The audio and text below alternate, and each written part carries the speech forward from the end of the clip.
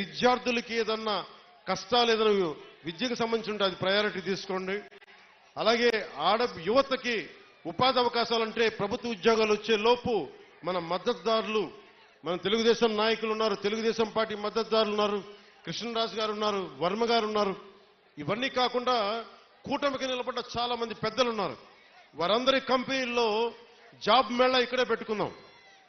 వారిని పిలిపిస్తాను. మన ఉదయ్ శ్రీనివాస్ ఉన్నారు. చాలా మంది ఢిల్లీ నుంచి పిలిపించి జనసేన ఆఫీస్లో యువతకి మీకు స్కిల్ ఉంటే వచ్చి మీరు జాబ్ మేళా ఇక్కడే పెడతారు. మీరు వచ్చి మీ సమర్థత ప్రతిభని బట్టి మీరు ఉద్యోగాలు ఇక్కడే సెలెక్ట్ అయ్యేలాగా మీరు ఎన్నుకోబోయేలాగా బాధ్యత కూడా తీసుకుంటాం ప్రభుత్వ ఉద్యోగాలు వచ్చే లోపు.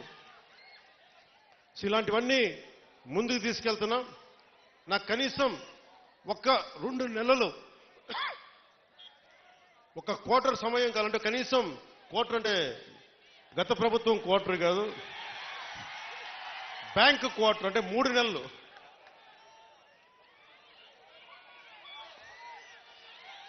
ఆ మందు ఇంకా అమ్ముతున్నారా వాళ్ళు? ఇంకా అమ్ముతున్నారు. అబ్కారీ శాఖ మంత్రి కొల్లు రవీంద్రబాబు గారిని అడగలిగిన పరిస్థితి. ఇంకా వాళ్ళు మందు అమ్ముతున్నట్టున్నారు కదా. ఇంకా అంటే మరి ఏదో కొత్త మధ్య విధానం తీసుకొచ్చే వరకు తప్పదు అనుకుంటా. దొరకట్లేదండి.